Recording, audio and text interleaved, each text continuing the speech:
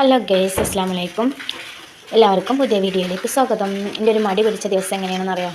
ഇങ്ങനെയൊക്കെ തന്നെ ഇന്ന് ഭയങ്കര മടിയുള്ള ദിവസം. ഇന്ന് ഏതായാലും ഹർത്താലാണ്. സ്കൂൾക്ക് എന്താ പറയുക, അഫിക്ക് സ്കൂൾക്ക് വണ്ടി വരില്ല, സ്കൂൾ ഉണ്ടാവും എന്ന് പറഞ്ഞിരിക്കണേ. അപ്പോൾ ഓന് വണ്ടിക്കാണ് പോവല്. അസമോക്ക് അതേപോലെ സ്കൂൾ ബസ് ഉണ്ടാവില്ല, ഓല് നടന്നാണ് പോവല്. പക്ഷേ സ്കൂൾ ബസ് ഇല്ലാത്തതുകൊണ്ട് ഇന്ന് ക്ലാസ്സിൽ കുട്ടികൾ കുറവാകും, അപ്പോൾ വെറുതെ പോകും. അപ്പോൾ മക്കളാരും ഇന്ന് സ്കൂളിൽ പോകുന്നില്ല. അപ്പം ഇന്നാണെങ്കിൽ എനിക്ക് രാവിലെ എണീറ്റപ്പോൾ മുതൽ ഇങ്ങനെ ഉറങ്ങി ചില ദിവസങ്ങൾ അങ്ങനെയാണല്ലോ, ഭയങ്കര മടിയുള്ള ദിവസമാണ്. അപ്പോൾ ഞാൻ എന്ത് പണിയെത്തി, ഇന്ന് രാവിലെ ചായക്കടി ഒന്നും ഉണ്ടാക്കാമെന്നില്ല. എത്ര ഇവിടെ ചായക്കടി ഉണ്ടാക്കിയാലും അത് ബാക്കി ഉണ്ടാവുള്ളൂ, അല്ലാതെ തീർന്ന ദിവസമില്ല. അപ്പോൾ അതുകൊണ്ടൊന്നും ഞാൻ ചായക്കടി ഉണ്ടാക്കിയിട്ടില്ല. രാവിലെ തന്നെ കുറേരിക്കഞ്ഞി കൊണ്ട് വെച്ചി ഇതിലുണ്ട് കേട്ടോ. കുറേരിക്കഞ്ഞി ഈസി കുക്കിൽ ഇറക്കി വെച്ച് വെന്തിട്ടുണ്ടാവും. പക്ഷേ ഞാനിപ്പം അത് ഇറക്കണില്ല.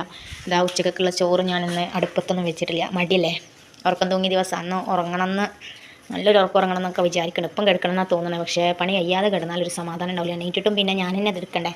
അപ്പോൾ ഞാൻ എന്ത് പണിയാട്ടി, ചോറിന് വേണ്ടിയിട്ടതാണ് അരി വെള്ളത്തിലിട്ടിരിക്കണം ഉച്ചക്കൊക്കെയുള്ളത്. പിന്നെ ഉച്ചക്ക് പ്രത്യേകിച്ച് കൂട്ടാനൊന്നുമില്ല, ചെറുപയർ പോയിങ്ങാന്ന് വിചാരിച്ച് അതിനും ചെറുപയർ വെള്ളത്തിലിട്ട് വെച്ചിരിക്കണേ. വാഷ് ചെയ്യാനുള്ള ഡ്രസ്സ് മെഷീനിലിട്ടിരിക്കണേ. പിന്നെ തന്നെ മുറ്റടിച്ച് തരാനും ബാത്റൂം കഴുകാനും അങ്ങോട്ട് കുളിച്ചാണ്ട് ഒരു കിടക്കണം. അപ്പം ഇന്നത്തെ ദിവസം ഇങ്ങനെയൊക്കെ ആവും. അതിൽ 2 സാധനം കാണില്ലേ, ഉറുമ്പൊക്കെ അരിച്ചുകൊണ്ട് ഞാൻ ഇന്നലെ എടുത്ത് വെച്ചതാണ്. അതിൽ ഈ 2 കറുപ്പ് കുരു കാണില്ലേ, ഇതെന്താണെന്നറിയോ?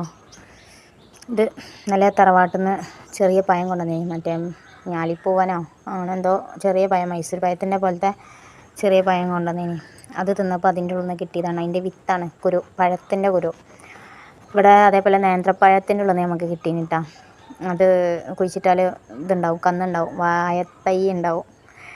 അതേപോലെ ഇത് മൈസൂർ പഴമല്ല, ഞാലിപ്പൂവൻ അങ്ങനെ എന്തോ ഒരു പേരുള്ള പഴമാണ്. അതിൻ്റെ കുരുവാണ്. ഞാൻ ഇന്നലെ കുഴിച്ചിടാമെന്ന് വിചാരിച്ചാണ്ട് എടുത്ത് വെച്ചത്. അപ്പോൾ ഇന്ന് ഉറുമ്പ് നേരത്തെ കാലത്ത് അതിൽ വന്ന് എൻ്റെക്കാളും മുന്നേ അതിൽ സ്ഥാനം പിടിച്ചിരിക്കണം. അപ്പം ഇനി ഇതൊന്ന് ഏതെങ്കിലും ഒരു മൂലക്കൽ കുഴിച്ചിട്ട് നോക്കണം. ഉണ്ടാവുകയാണെങ്കിൽ ഉണ്ടാവട്ടെ എന്ന് വിചാരിച്ചിട്ടാണ് കുഴിച്ചിട്ടാം.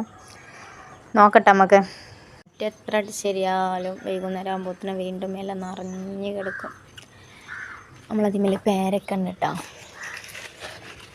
പറിക്കാനായി തുടങ്ങിയിട്ടുണ്ടാവും. ഇതാണ് നമ്മളെ പേരക്കമരം. നല്ല റോസ് കളറുള്ള പേരക്ക, നല്ല പഴുത്ത, നല്ല ടേസ്റ്റാട്ടോ. അങ്ങനെ അപ്പം വലിയ ഭാരം മേത്തുനിന്ന് ഒഴിഞ്ഞ് കിട്ടിക്കണം. എന്നാൽ മദ്രസത്തെ എക്സാം കഴിഞ്ഞ്, അതുകൊണ്ട് വലിയ ഭാരമില്ല.